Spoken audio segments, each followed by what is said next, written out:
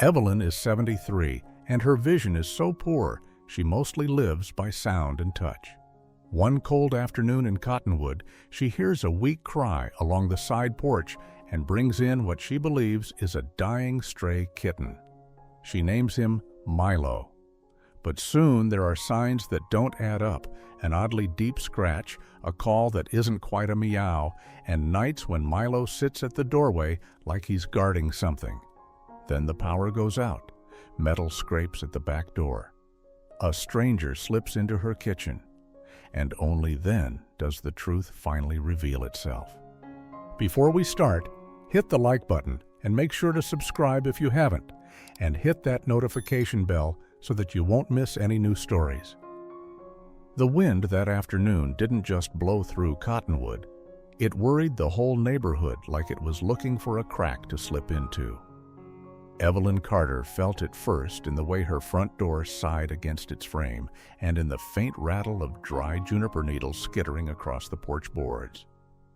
Her eyes, clouded by years and a stubborn macular condition, could no longer read the world the way they once had.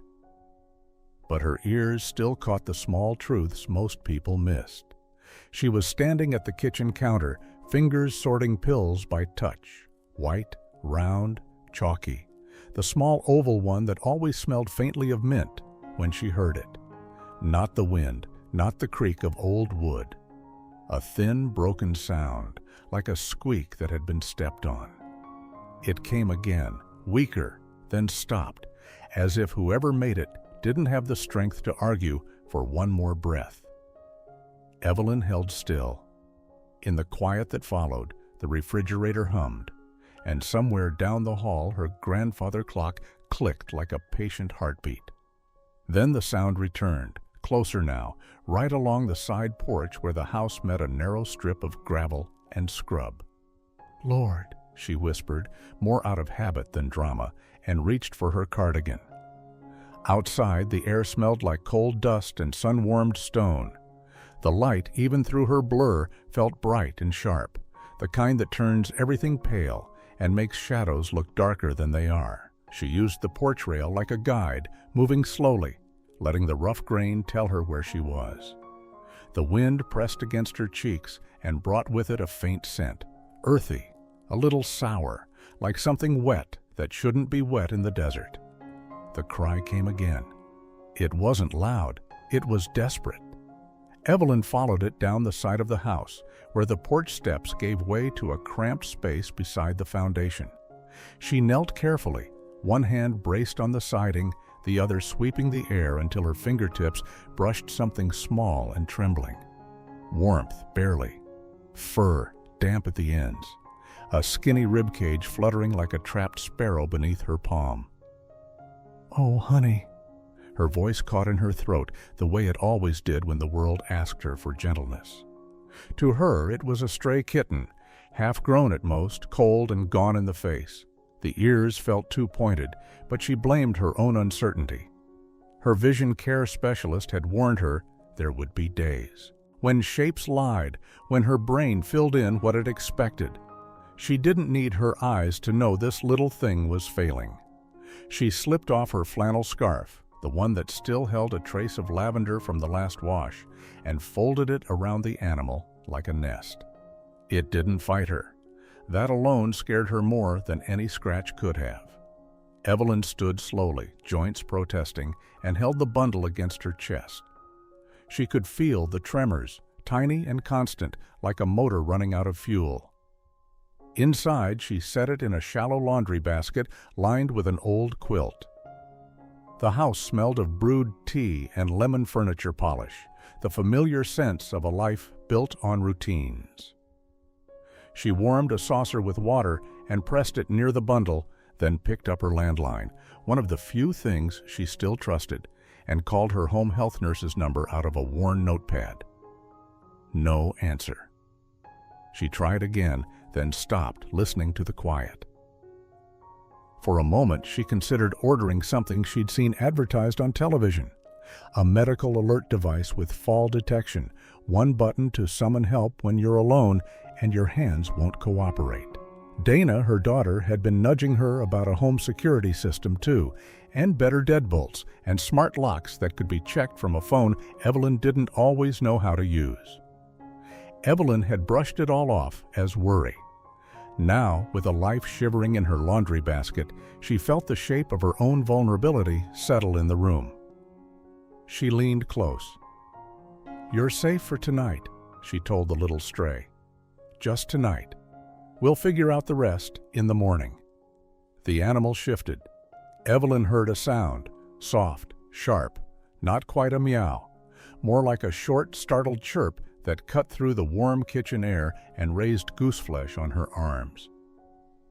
She froze, her heart suddenly loud in her ears, and then, as if it had never happened, the house returned to its ordinary noises, the clock ticking, the kettle cooling, the wind worrying the porch boards, while Evelyn stared into a blur and wondered why her kitten sounded like something the desert had borrowed from the wild. Evelyn hardly slept. She dozed in a chair with the quilt pulled over her knees, waking whenever the house shifted, when the heater clicked on with a dusty breath, when the wind worried the eaves, when a branch tapped the siding like a knuckle asking to be let in. Each time she woke, she reached down into the laundry basket beside her feet and checked the little body by touch, the way she checked her own pulse some mornings when her vision felt especially unreliable. The stray was still there, still warm enough to be alive. Its breathing came in quick, shallow pulls that sounded like paper being crumpled softly in a fist. Evelyn warmed water again and again, letting the mug sit between her palms until the ceramic stopped feeling cold. She tried to coax a few sips into the animal with the corner of a clean cloth, the way her mother had once done for a sick barn cat when Evelyn was a girl. The kitchen smelled faintly of chamomile and something metallic from the tap. Outside, the night carried that desert chill that slips under doors and settles into your bones. Around midnight, the animal stirred and pushed its nose into the flannel scarf. Evelyn heard a small sound, more of that strange chirp than a meow, and felt a prickle creep up the back of her neck. "Easy now," she murmured, though she wasn't sure if she meant the creature or her own nerves. She kept her hands slow and steady. People with poor sight learn to move carefully. You learn that panic is a kind of darkness, too. At some point, she dozed off again. She woke to a sharp sting on her wrist. The stray had lashed out, more reflex than aggression, and her skin burned, where something thin and razor-bright had skimmed her. She pressed her thumb against the spot and felt a line of warmth. Blood, not much, but enough to make her stomach tighten. "It's all right," she told it, swallowing. "You're scared, I know." Morning came pale and bright, the kind of light that made her already blurry world feel washed out. Evelyn cleaned her wrist at the sink. The cut looked deeper than she expected, the edges neat, almost surgical, and she found herself thinking about the warning pamphlet Dana had mailed her last month. Medical alert systems, fall detection, emergency response at the push of a button. Evelyn had laughed then, told her daughter she wasn't ready for all that. Now, with her hand stinging and a mysterious stray in her kitchen, she didn't laugh. A soft knock sounded near 10. Evelyn's heart jumped, then settled when she heard Rosa Delgado's voice calling her name in that warm, practical way of hers. Rosa stepped inside carrying a small tote that smelled like antiseptic wipes and hand lotion, her dark hair pulled back, her jacket bright against the muted browns of Evelyn's living room. "I got your message," Rosa said, lowering her voice as if the house itself might be listening. "You said you found a kitten." Evelyn guided her toward the basket. "I did. It was freezing. It would have died out there." Rosa crouched, careful, and peered in. Evelyn couldn't see Rosa's expression clearly, but she could hear it in the pause. "Evelyn," Rosa said gently, "this little one isn't acting like a typical house cat. It's just scared," Evelyn insisted, though even she heard the thinness in her own words. Rosa took Evelyn's wrist, turning it toward the window. "And this scratch, this is sharp, deeper than I'd expect from a kitten." Rosa's fingers were cool, firm, professional. "I'm not trying to frighten you. I'm saying we need to be careful, for your safety." Safety. The word landed heavy. Dana had used it too the last time she begged Evelyn to consider a home security system. Better locks, motion lights, something simple and dependable. Evelyn had pictured salespeople, monthly bills, the confusion of apps and passwords. She'd told Dana she was fine. She'd told herself she was fine. Rosa straightened. "Can you promise me you won't try to pick it up again if it startles?" Evelyn nodded, but her hand drifted back toward the basket anyway, hovering over the warmth. "It needed me," she whispered. Rosa sighed, not angry, just worried. "Then let's do this the right way." They spent the next hour making the house quieter and safer, closing doors, moving breakables off low tables, setting the basket where the animal could rest undisturbed. Rosa wrote down the number for a local wildlife hotline, just in case. Evelyn didn't like that word, wildlife, as if it made the creature less small and less helpless. Rosa left after checking Evelyn's blood pressure and pressing a bandage into her hand with a look that said, "Please listen." That evening, Evelyn noticed something else. Milo, she kept the name, because it felt kinder than calling it, had enough strength now to sit up. Not like a kitten begging, but like a little sentry. It faced the kitchen doorway where the shadows gathered after sunset, ears angled forward, body still as a held breath. Evelyn stood behind it, listening to the quiet deepen, and for the first time since she brought Milo inside, she wondered if the house wasn't the only thing that had been cold out there in the dark. By the third day, Milo no longer felt like a fragile bundle of bones in a laundry basket. The little body had weight now, still light, but anchored. When Evelyn reached down to check for warmth, she felt a steady heat under fur that was drying into something coarse at the tips, like the nap of an old wool coat. Milo's breathing wasn't that papery flutter anymore. It came in quiet, efficient pulls, almost practiced. What unsettled her wasn't the improvement, it was the appetite. Evelyn set out a spoonful of canned cat food, the kind with gravy that smelled sweet and fishy. Milo sniffed once and turned its head away, as if offended. But when Evelyn, on instinct, tore a small strip from the cooked chicken she'd made for herself, Milo's whole body changed. The air filled with a low, eager sound in its throat, more hum than purr, and the strip vanished with a quick, clean bite. The teeth didn't feel like a kitten's nibble when Milo accidentally grazed her finger. They were sharp, precise, like tiny needles. Her wrist was still tender under Rosa's bandage. Some aches have a color to them. This one felt bright, hot, and red even through the cloth. That afternoon, a familiar engine crunched up the gravel drive. Evelyn heard the heavy mailbox lid clap shut, then a knock, firm, friendly, at the front door. Miles Bennett's voice followed, warm as a porch light. "Ms. Carter, it's Miles. Got a package that needs a signature." Evelyn opened the door with one hand on the frame, letting the cooler air wash over her face. Miles smelled faintly of sun and paper, like new envelopes warmed in a truck cab. He guided the pen into her hand, patient, and she signed with slow strokes. "You doing all right?" he asked. "I haven't seen you out in a couple days." "I've had a visitor," Evelyn said, and she surprised herself by smiling. Miles stepped in just far enough to set the box on the entry table. Milo appeared at the edge of the hallway like a shadow that had learned to take shape. Even with Evelyn's blurred vision, she could sense the way Miles went still. "That your kitten?" he asked, half joking, half unsure. "I found him outside," Evelyn said. "He was dying." Miles made a low whistle. "He's got a fierce look about him." Milo didn't approach like a house cat. It climbed onto a chair with a spring that seemed too powerful for its size, then settled high, watching Miles with unblinking focus. The ears, Evelyn realized by touch later, had a strange firmness, and the tips felt tufted, not smooth. Miles cleared his throat. "Folks have been getting hit with petty theft around here," he said, keeping his voice casual but quieter than before. "Packages, tools, sometimes worse.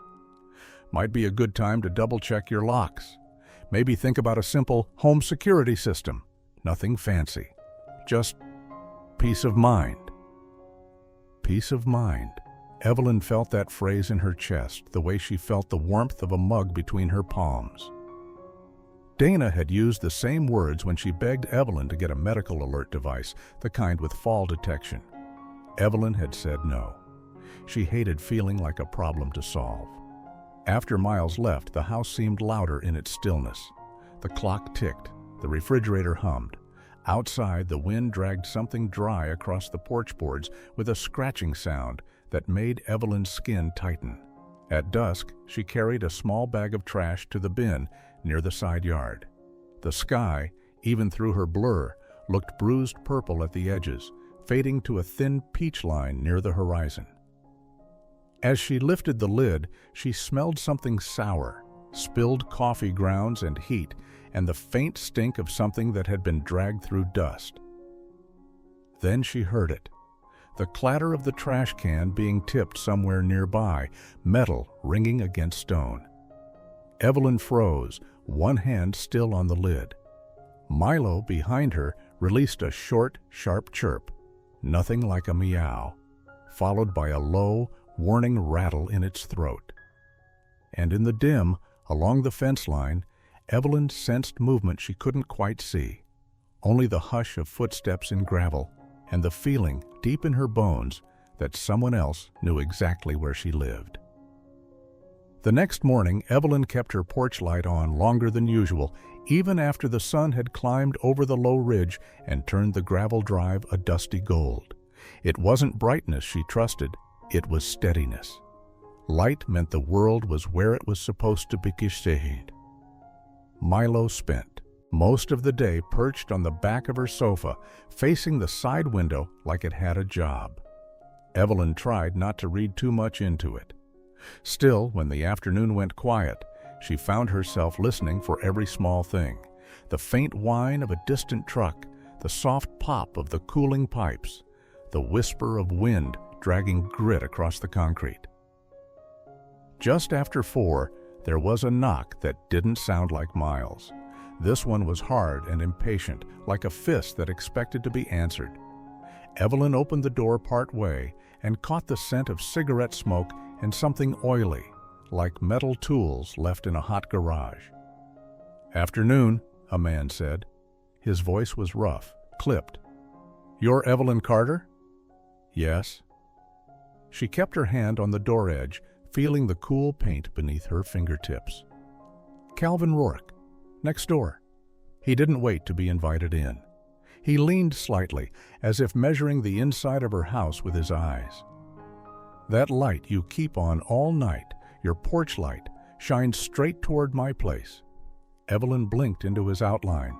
Tall, broad shoulders, the kind of posture that filled a doorway without touching it. "It's for my safety," she said, trying to keep her tone even. Her heart thudded in her chest, slow but heavy, like a drum in a small room.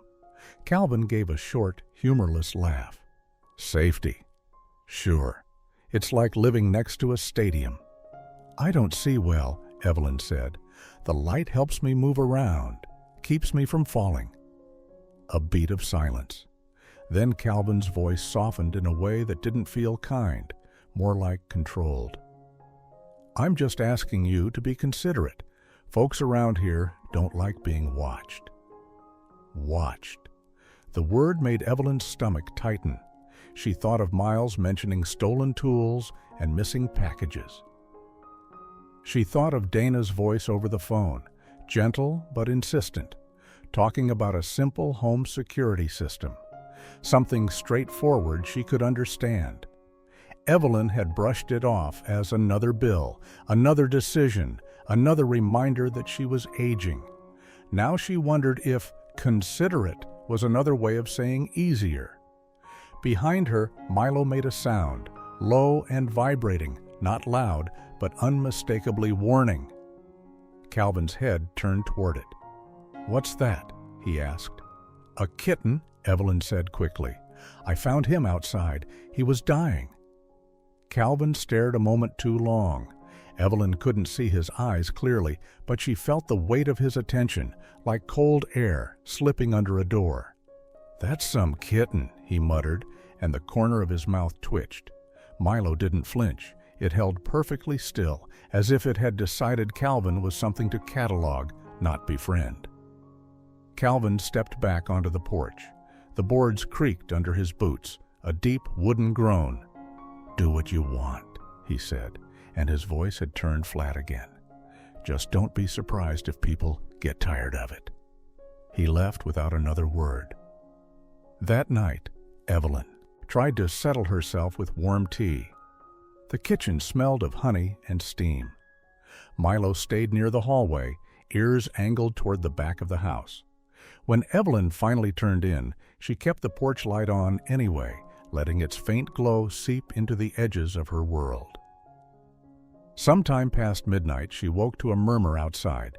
Not wind, not a raccoon rummaging. A human voice, low and steady, carried through the thin air along the side yard. Evelyn eased to the window and listened, her breath held tight in her throat. Calvin was on the phone. "Yeah," he said, words drifting in and out like smoke. "That place is easy. Old lady can't see. Just wait for the right night, when it's dark." For 2 days after that phone call, Evelyn moved through her own house as if it had subtly changed shape. The hallway felt longer. The corners felt sharper. Even the familiar smell of lemon polish on her dining table seemed thinner, like it couldn't cover the scent of worry underneath. She tried to do the practical things, the way older folks do when fear shows up and won't leave. She checked the deadbolt twice. She slid a chair under the back doorknob, even though she knew, deep down, that a chair was more comfort than defense. She found the flashlight in the junk drawer and set it by the landline. Then she looked at the little medical alert pendant Dana had mailed her last year, the kind advertised with fall detection and one-button emergency response. And for the first time, she didn't roll her eyes.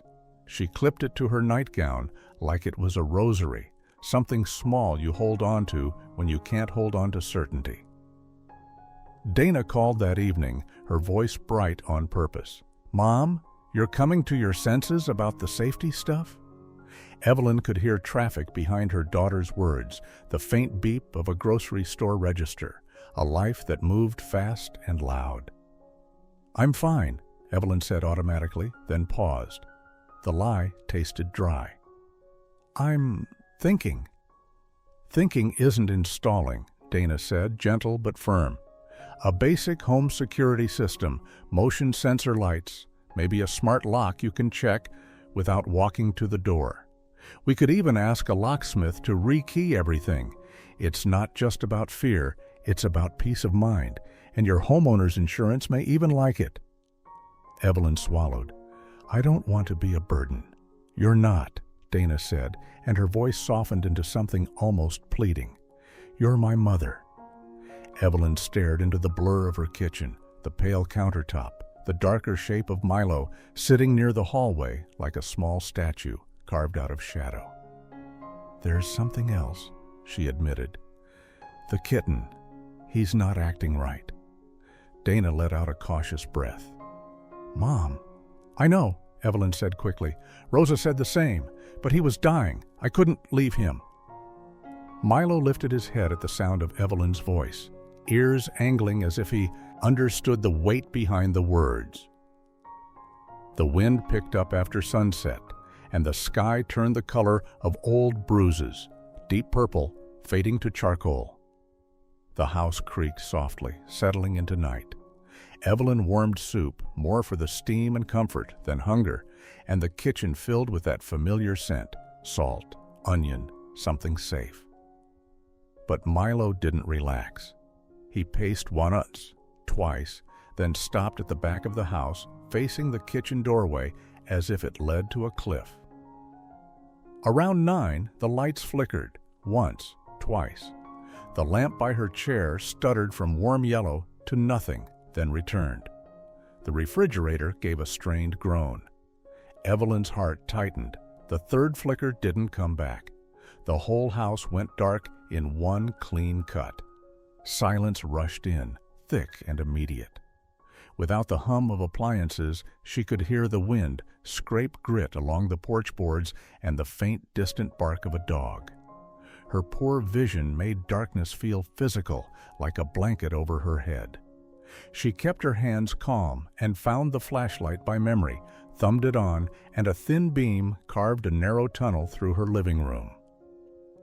Milo moved in front of her, low and quiet, not hiding under furniture like a scared cat would. He stood listening, his body tight with purpose. Evelyn could smell dust and cooled soup and the faint coppery tang of her own fear.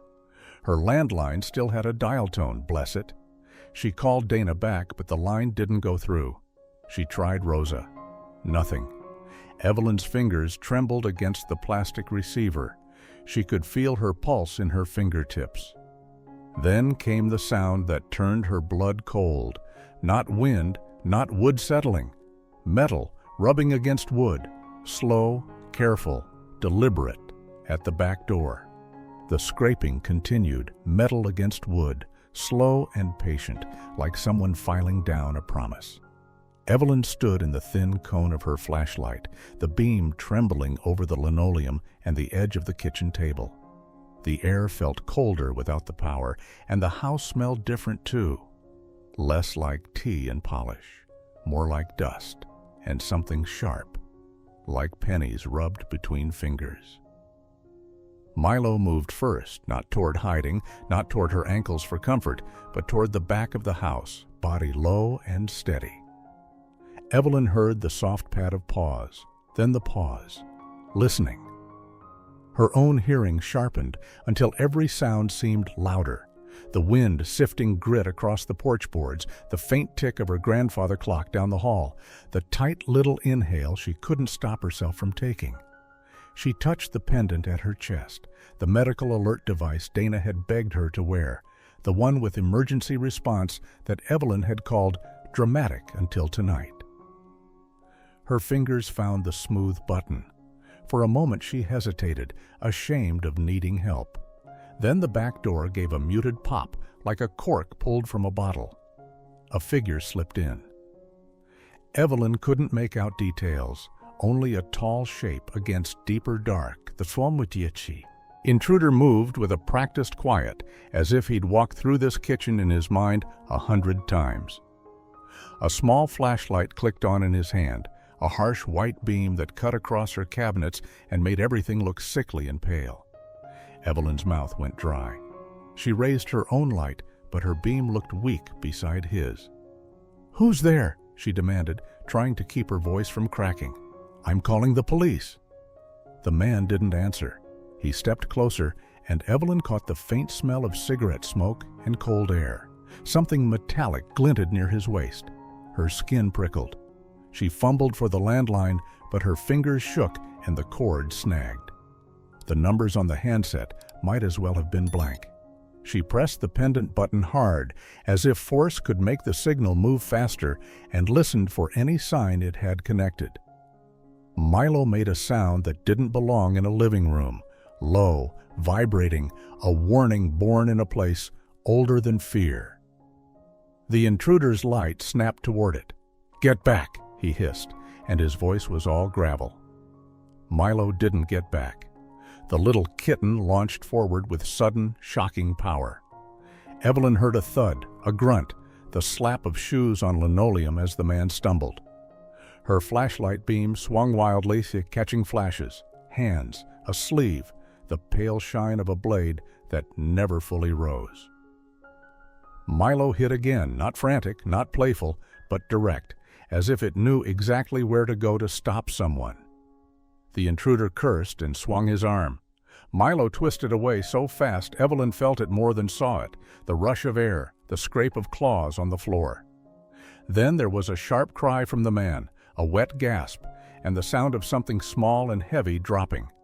Metal clattering once, then skittering under the table. Evelyn stood frozen, her heart pounding so hard it blurred her hearing. The intruder's flashlight beam jerked upward, and for one bright second it lit Milo's face. Tufted ears, a short, broad muzzle, eyes that didn't look like any house cat's eyes. Evelyn's breath caught in her throat. In the glare of that chuge-white light, the truth rose up between them like a door swinging open. For a few seconds, everything in Evelyn's kitchen felt suspended, like dust caught in a sunbeam. The intruder's flashlight washed the cabinets in a hard, colorless glare, turning her familiar home into something strange and brittle. Evelyn stood with her own flashlight shaking in her hand, the beam wobbling over the floor, over the chair legs, over the dark smear of something wet near the threshold that smelled faintly coppery. Milo, no, not Milo, not a kitten, held its ground between her and the man. The little body was compact and coiled, fur bristling along the spine.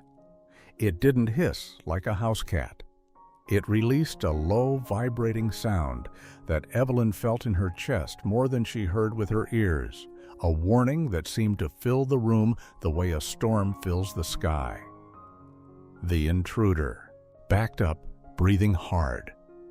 Evelyn could hear it now, his breath ragged, uneven, the soft scuff of his shoes sliding on linoleum as he tried to keep his balance.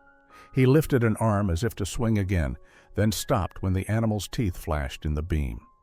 His confidence cracked. Evelyn could smell his sweat, sharp and sour, mixed with stale cigarette smoke.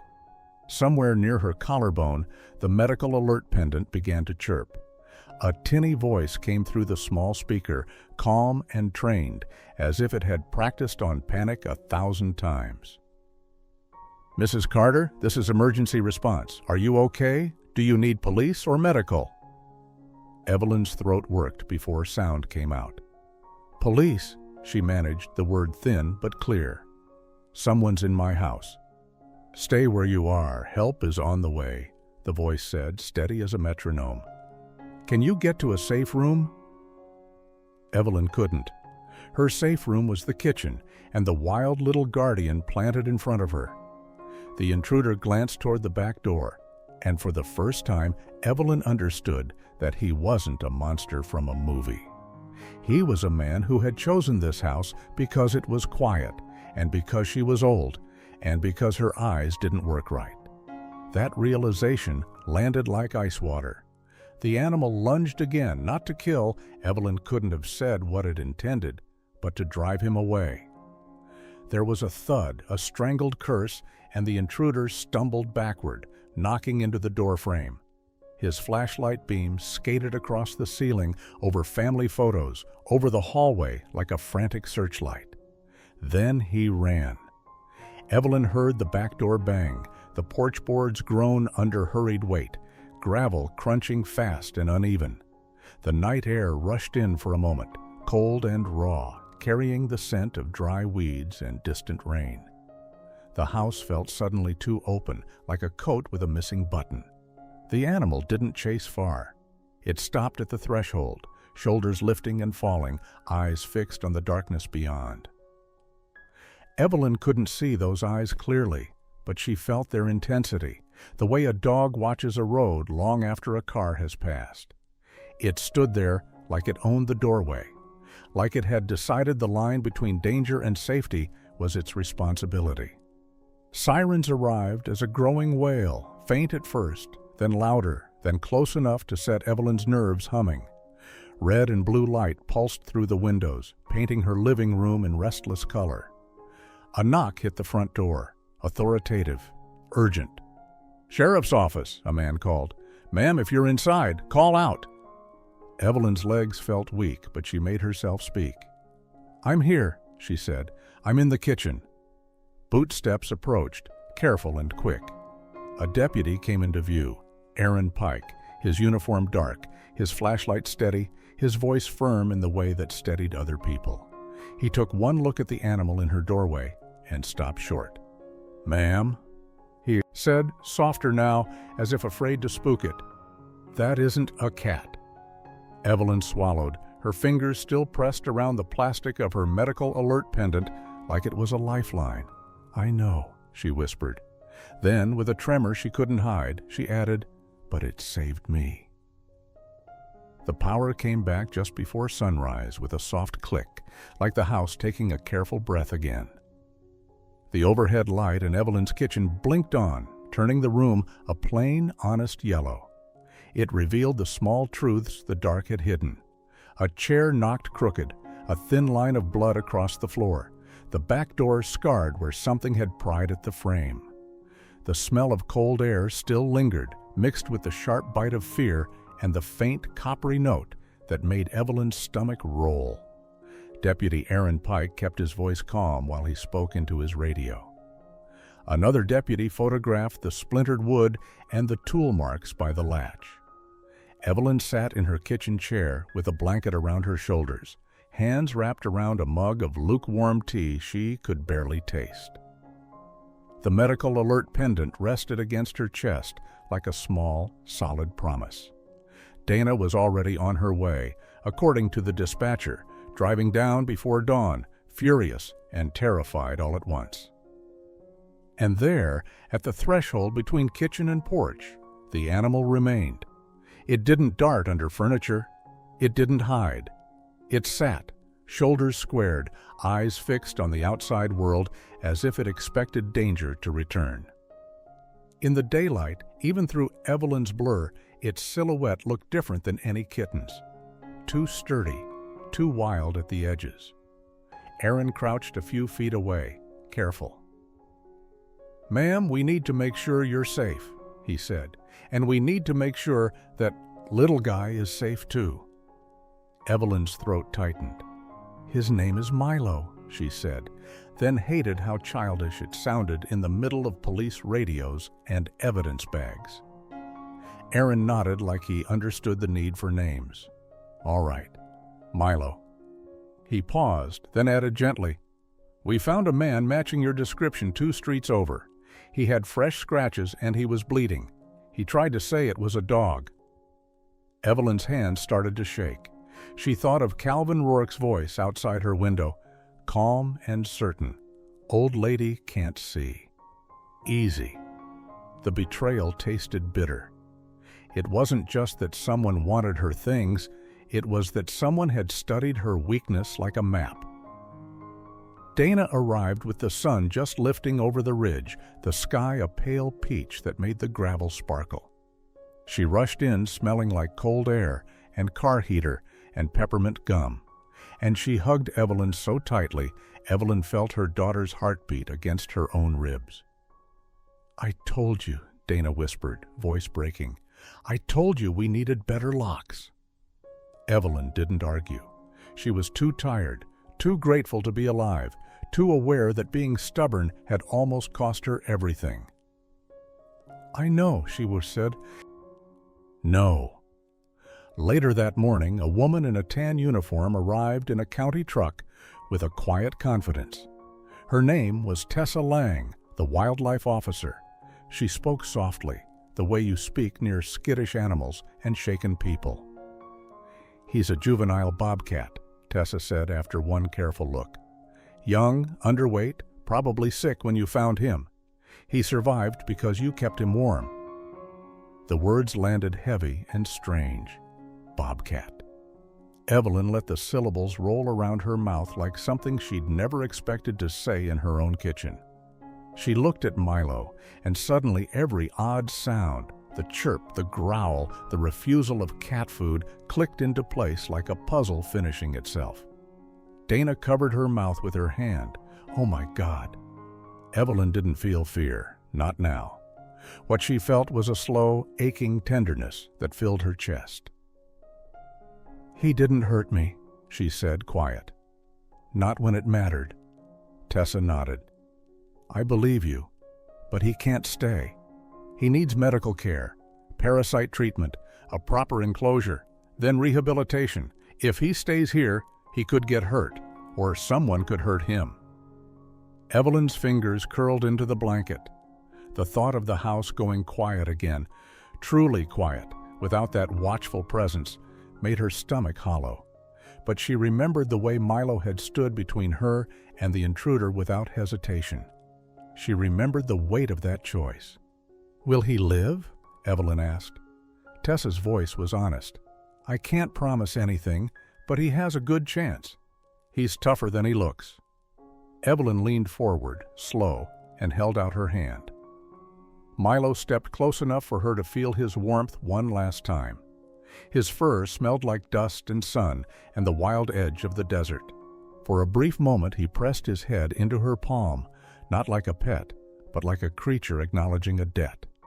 When Tessa lifted him into a secured carrier, Milo didn't thrash. He stared at Evelyn through the grate, ears tipped forward, eyes bright and unblinking.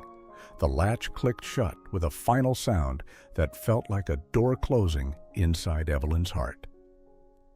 In the weeks that followed, Dana arranged what Evelyn had resisted for years. A locksmith rekeyed the house, motion lights were installed, and a simple home security system with a loud alarm and a clear keypad sat by the door. No complicated apps, just something Evelyn could trust. The medical alert pendant stayed on her too. Safety didn't feel like surrender anymore. It felt like love. A month later, Tessa called.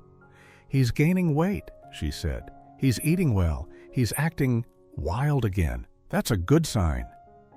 Evelyn hung up and sat at her kitchen table, the late afternoon light warm on her hands. Outside, the wind moved through the junipers with a soft, steady hush. She listened, the way she always had, to the small sounds that told the truth. That night, just after dark, she stepped onto her porch. The motion light clicked on, bathing the yard in a gentle white glow. The desert smelled clean, like cooled stone and dry grass. Somewhere beyond the fence line, she heard it. A short, bright chirp carried on the wind. Evelyn couldn't be sure. Her eyes would never be sure again, but her heart was. "Good night, Milo," she whispered into the quiet. "Thank you, my guardian." Thank you for joining us on this journey. Before you scroll away, tell me this. Do you believe a bond like theirs could really exist? If this story touched your heart, drop a 1 in the comments so I know you're still with me. And don't forget to subscribe, because the next story might just remind you that sometimes the wild loves us back in ways we'll never forget.